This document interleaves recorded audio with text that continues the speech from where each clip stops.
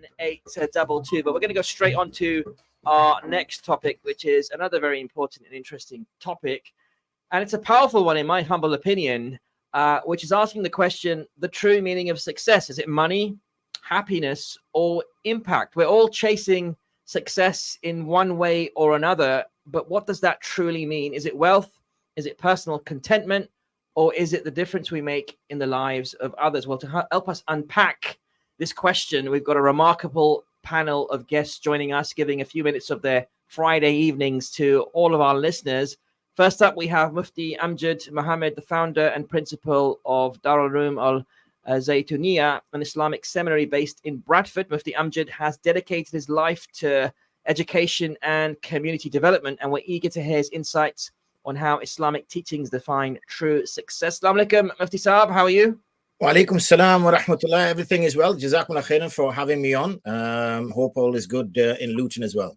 It's amazing. Thank you for joining us, and looking forward to benefiting from your knowledge. And judging by the books behind you there, mashallah, there's a lot of it there. So we're going to come on to that in a second. Next, we also have Ustad Ramiz Ibrahim, a psychotherapist and Islamic counselor with over 20 years of experience in helping people through marital issues, addictions, and depression. He's also a life coach and specialist in hijama, and he's here to shed light on how personal healing and self-awareness play a part in achieving true success. Assalamu alaikum, Ustad. How are you? Nice to see you, mashallah. Been a while. You're on mute, Ustad. Let me just unmute you. There you go. Wa alaikum salam wa barakatuh. Jazakallah for having me on. Long time no see. Yeah, thanks for joining us. Look forward to hearing from you as well. And finally joining us is Sister Naseema Begum, a transformational life coach who conducts free online masterclasses for sisters globally. Wow. She helps women heal from past traumas and anxieties through a coaching model rooted in the Quran and Sunnah, showing us how spiritual and emotional well-being contribute to successful listeners. Sister Nazma, first of all, assalamu alaikum. Good to see you as well. And let me unmute you as well, because you're actually on mute as well. There you go. Wa alaikum assalam wa rahmatullahi wa barakatuh. Jazakallah khair as well for having me on the show. Thanks for joining us. Well, listeners, stay with us as we dive into this deep and meaningful conversation. And as always, we'd love to hear from you on 01582 481822. What's your take on the meaning of success? Give us a call and join in the conversation. Well, Mufti Amjad, let me start with you, if I may, which is from an Islamic perspective, how do we balance worldly success like wealth and status with spiritual success? Is one more important than the other? I think I'll start by saying that success is something that as Muslims we should strive for. We don't necessarily draw too much of a distinction between what we term as sort of worldly success in the sense of the word and ukhrawiya sense of success in the akhirah. But if given a choice, if we're going to have to sort of polarize our opinion, then we're always instructed, whether from the Quran or from the Hadith, that we should give preference for the hereafter. Sometimes, you see, because we get into this kind of polar conversation, we sometimes give the view that we should sort of disregard the dunya. Now, I remind myself and others as well that when we make the dua, we say, Allahumma rabbana atina fid dunya hasana wa fil akhirati hasana wa qina adhaban nar. So that makes it quite clear that, excuse me, that makes it quite clear that we should be seeking hasana in the dunya, and we should also be seeking hasana in the akhirah, and obviously we should seek refuge from the pain and punishment, potentially for any misgivings, short givings that we've done in the world. And similarly, when we finish Jummah, we're told, go out into the world and seek the fadl of Allah. Similarly, when we leave the masjid, we seek the fadl of Allah. So I wanted to kind of avoid that polarized conversation, which sometimes happens. And then we get the feeling from some brothers and sisters that, oh, hold on a second here. Are we supposed to disregard the dunya? Are we supposed to just hate the dunya? Are we supposed to hate being successful, being wealthy, being entrepreneurial? And should we just sit in a cave somewhere and dedicate all our lives to doing tasbih and things of that nature? Absolutely. Thank you for that, Mufti Saab. And what's really interesting is today in the TikTok culture, in the Snapchat culture, in this kind of short form content culture, we're seeing success being defined as people driving fast cars, wearing, designer clothes, and people are seeing that this is quote unquote success. And I'm curious to know your take on that, but I'll come back to you in a moment. Let me get back to Ustad Ramiz Ibrahim. So Ustad Ramiz, in your experience as a psychotherapist, how does the pursuit of success, whether it's financial or emotional, impact a person's mental health and relationships? I mean, people really wind themselves up trying to pursue quote unquote success sometimes. What's your take? The growing up, I'm going to go psychodynamically now, going back into the past, which shapes the person. What I found, I'm not counselling mainstream. I only do Muslims. It's just the way it is so far, because whatever's affecting the non-Muslims affecting us as well in a big way. So the standard one set for themselves, and then coupled with, in parallel to what they've been brought up with, will dictate to them the outcome of what they should strive for. So if they're coming from a family, for example, that they're always saying you got success is always about getting your PhD or your degree, or your success is you got to have this, you got to get this house, or your success is this and that, etc. And then coupled with, if they're not given the Islamic point of Islamic fulfillment, that you can see where they're going to end up. Anxiety kicks in when people are trying to control the result of the future, when control is an illusion. So what I mean by that is, as a human being, we can plant the seed, we can water, do tazkiyah, remove the weeds, and we can fertilize, but we can't control the outcome. When you control the outcome, anxiety kicks in, because the anxiety kicks in. I've got to get a house, I've got to get a PhD, I've got to get my degree, I've got to get my GCSEs, I've got to get. But no, I mean, I've been in Dean 27 years, as you know, Akbar. We go back, we go way back, but and it hasn't changed. People still have this mentality that I've got to stick a piece of paper on the wall to show success. But then, where is your son? Where is your daughter? Where are they? Because they haven't been given this. I mean, if we were living in Islamic society, then you push them a little bit to a dunya. But because we're living in the pits of a pit, we have to push them towards deen. And that means one thing really, what comes to mind is وَمَن يُطِعِ اللَّهَ وَرَسُولَهُ فَقَدْ فَازَ فَوْزًا عَظِيمًا. That whoever obeys Allah and the Messenger has achieved a great success. And this is it. You know, لَا يُؤْمِنُ أَحَدُكُمْ حَتَّى هَوَاهُ تَبَعًا لِمَا جِئْتُ بِهِ. That you will never have the epitome, the highest level of iman, except if you make your desires in what I brought, which was Islam, submission, everything. Thank you for that. If we can trust Allah subhanahu wa ta'ala in that way, we don't have to worry about dunya, because Allah said, don't forget your portion of the dunya. Trust Allah, everything else will follow. Thank you for that. I'll come back to you as well, Ustad. Let me go to Sister Nasima, who is also on the line. And Sister Nasima, you help women move past their anxieties and traumas through the Quran and Sunnah. And I would love to know, how do these Islamic teachings guide people toward a more holistic understanding of success? I mean, how does that work? Okay, so a lot of sisters, they come to me with problems like some type of traumatic experience. Maybe they dealt with their in-laws, or maybe a childhood experience, or a relationship maybe that didn't work out. And they kind of want to move forward, and they're not feeling good enough because they're stuck in that. What I do is I coach them on their thoughts, because what a lot of people don't realize before they go into coaching is that the heart and the mind is connected. So the thoughts that we actually have an impact on how we feel throughout the day. So you were talking about, is success happiness? The happiness is just a feeling. It's a feeling like any other feeling you feel throughout the day. In the 24 hours of the day, we go through feeling sad, joy, happiness, angry. We never feel happy throughout the whole of the day. That is not normal, because it's a human emotion which is temporary. True happiness is something that we can achieve it in Jannah, inshallah. But can we taste like success in this dunya? But Allah does. I think I don't want to repeat myself, because I think the brothers have also said so many good points. But Allah, the call to salah is a clear example as well. When the adhan is called, hayya ala salah, hayya al falah. Allah calls everyone to success. Allah is calling everyone to salah, calling to success. But it is actually thinking and your heart which is connected, because a lot of the sisters, they don't realize that they're stuck in their thoughts. Like, so if they're anxious about something, or they feel like they're not good enough, and I question them, so what is it? Why do you feel like you're not good enough? And they say, because something like, well, I feel like I'm not doing anything with my life. I feel like, there's other women out there who are working and they're doing this or they're doing that. And sometimes they look towards what society is doing. Again, social media, I'm going to try and talk about women because I feel like this is a problem that's creeping up in our society, is that they are looking at having work as a status symbol, as success as well. Like you're a mom, but you're also working. I'm a mom, but I'm just a housewife. That's what some sisters do feel. They feel like they're not successful enough, but they could be doing the tarbiyah, they could be raising the children, and that is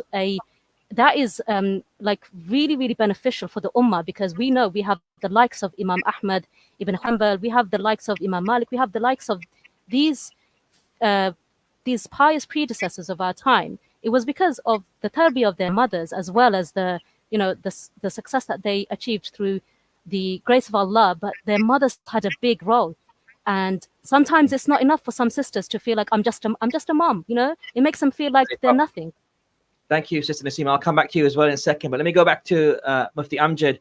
Mufti Saab, what advice would you give to people who feel pressure to achieve financial success, but also want to stay true to their faith and values? Can you have both financial success and stay true to your faith and values?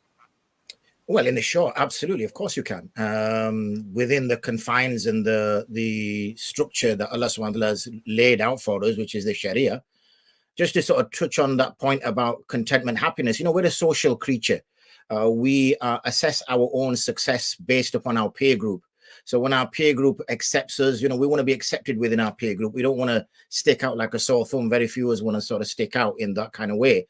So therefore, being happy and being accepted is what we're after. But in reality, what we're truly after is contentment. We want to be content with our life. We want to feel that, I've done a good shift. And if you look at the sort of manual of life, which is the Quran, then the only place in which Allah mentions a person will get contentment is Allah says, "Ala bi dhikrillahi tatma'innul qulub." That you can seek contentment. You can seek contentment in flashy cars. You can seek contentment in a fast life. You can seek contentment in a beautiful spouse, husband, wife. You can seek contentment in pious children, highly educated children, and you will seek it everywhere. But the one thing you're not seeking it in is where Allah has placed it, which is saying that you'll only get that true contentment is when you start to remember Him and draw your connection with Allah. And again, so once that connection comes in, then that's where we move forward. So absolutely, within the confines of the Sharia is there. We're permitted to earn a living. We're permitted to trade. We're permitted to provide professional services. Not only are we permitted, we're encouraged. Whenever we're told to do something, we're told to do it to the best of our ability. We're told to make sure that we stand as an ambassador of our faith. So as just to make a case in point, that much of the dawah that was done in the Far East, it was done through tradesmen and through business, and they didn't necessarily preach by standing on a minbar and calling people towards certain acts and certain behaviors. It was the way they did business. So when they started to do business and they started to see that in the hadith which mentions that person who deceives somebody new to business is considered as riba. So if something like that is considered as riba, and riba is impermissible, then you saw Muslims being very generous in their trade, even suggesting that the price that was being offered to them was too low and they should reconsider the price. So they would actually push the price up and pay a higher price just to make sure that that person was satisfied. So when the non-Muslims saw this kind of behavior, they thought, subhanAllah, well, probably didn't say subhanAllah, but something equivalent to it in their own language, in their own faith. But what they meant was they were quite astounded that, what is this? What makes you do this? And that's when they started to mention that this is our faith. Our faith encourages to behave in this kind of manner. So absolutely, we should be successful. We shouldn't shy away from success. We should achieve success in all the fields we are in. We should be the best at what we do. We should lead as an ummah, because we've been mentioned, Allah has mentioned that you are the best of the ummah that has been taken out in order to lead. You cannot lead by being second best, third best, fourth best. You should strive for the best. But wherever you land, that is the will of Allah, and you also accept that as well. MashaAllah, very, very clear, Mufti Saab. And what I'm hearing from you is you can have a quote-unquote worldly success, and you can maintain your spiritual success at the same time as well. Both can be achieved. Let me go back to Ustad Ramiz Ibrahim. Ustad Ramiz, there's probably a lot of people listening right now thinking, you know what, I don't think my marriage is successful. I don't think it's working out between me and my spouse. I'll give you an example of a brother that I was mediating with recently. Obviously, I'll keep it anonymized. But, you know, he said he's got 2 children and he's basically saying, I'm no longer happy in my marriage. And this is a relatively, you know, new marriage. They've only been married 5 years. They've got 2 kids. And he's saying, I'm no longer happy. I don't think I'm successful married to the person that I'm married to right now. What would your response to be for someone who's having these thoughts? And it could be on the other side as well. It could be the woman that's having, the wife that's having these thoughts about her husband. I know that's a loaded question and it requires a lot of decomposing. You're still on mute, by the way, Ramiz. Back to you, inshallah. It's a loaded question, I know, but back to you. Let me unmute you as well. There you go. I was just thinking to myself, can I be really, really blunt, or should I be appropriate for the show? But both. The word that comes to mind is expectations, and they've lost the point of marriage. The point of marriage isn't happiness. I mean, where does it say in any book that marriage is best to make you happy? It's supposed to fulfill half of your deen. That's it. How you do that is each person, the focal point is Allah subhanahu wa ta'ala. Wife, no wife, husband, no husband, children, no children, car, no car, possessions. No. I'm going to Allah. Somebody comes along, oh, I want to be with you. Right, let's go. But our directive is still Allah subhanahu wa ta'ala. Oh, they're pulling me back. They're no good. This and that. Okay, fine. Try and make it work. It doesn't work. I'm still going. Because everyone's going each to their, I know it's a bit blunt, it's a bit brutal, but this, I deal with it so much. It's just ridiculous to hear people saying, I'm not happy, poor me, myself, and I. Well, at the end of the day, when you get married, you don't matter completely. And when you have children, you don't matter at all. In the sense of you have your me time, but everything comes in responsibility. You have expectations. I want to be happy. I want this romance. Because they've been brought up with TV culture, giving the wrong understanding of love, the wrong understanding of romance. I'm Turkish Cypriot, as you know, and I've been with the Asian culture all my life, you know, and the Bollywood culture and the Nollywood and Hollywood, whatever, it's all about finding out somebody and having this, you know, you're living a film. So when they watch these movies, they go to college, they see, oh, that's that person, that film. Let me enact it. This is the brainwashing they've got. They can't help themselves. It's like they've been grabbed by the nose. You know when you've got a ring around the nose of a bull and you pull it? It's exactly what this life is that they've been brainwashed to do. And when they get into marriage, what now? Well, what now is Quran and Sunnah. You have issues, deal with Quran and Sunnah. If you're wrong, apologize and move forward. The same way when you commit a sin, you fall down, you get up, dust yourself, make tawbah, make istighfar, and move forward. The same is in a marriage. But nowadays, what's happening is divorce is happening so quickly and so vastly.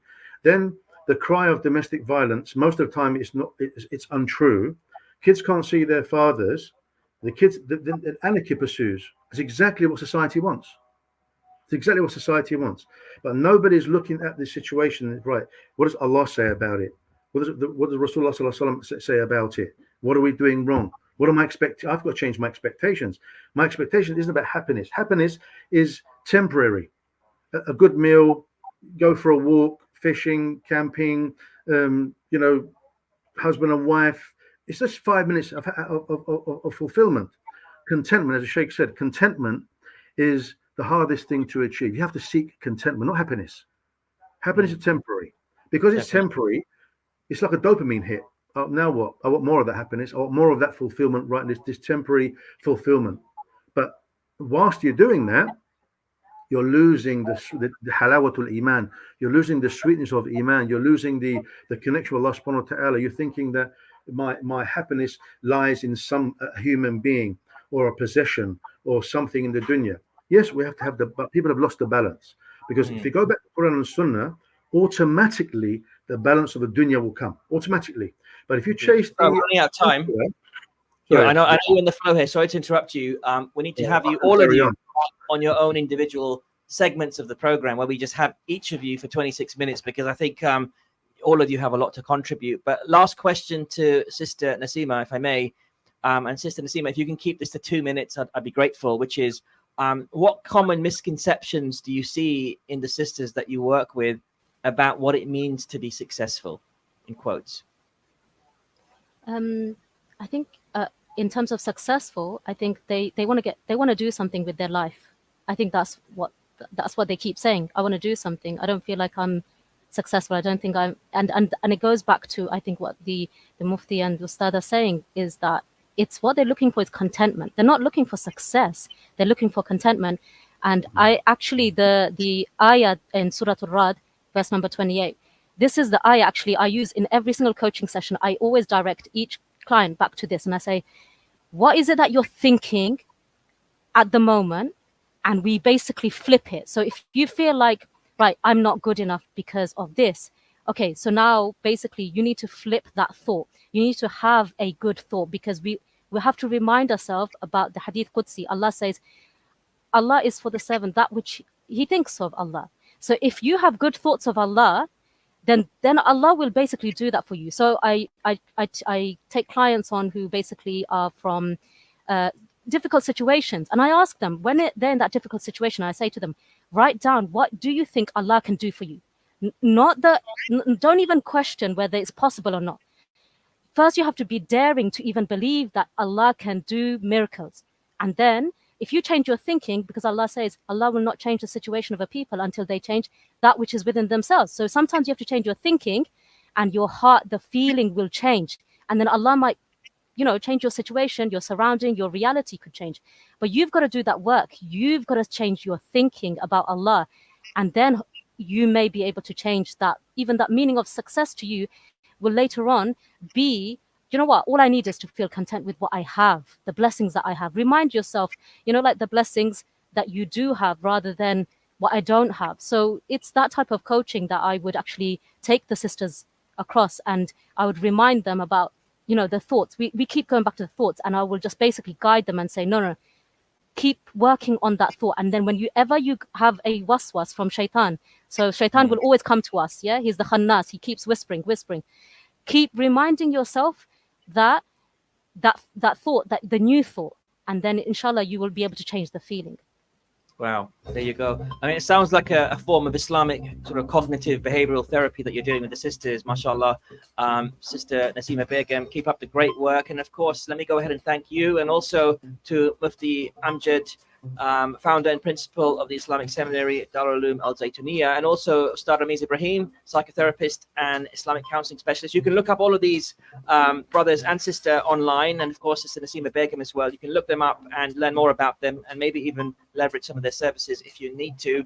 But brother, sister, Jazakallah khair for joining us and sharing your perspectives. I can't wait to have you back on the program on a one-to-one, inshallah, very soon. Friday Night Live will be in a podcast format in the future as well. So love to spend some more time with you and draw more of your knowledge. Jazakallah khair to all of you. Thank you so much. Assalamu alaikum.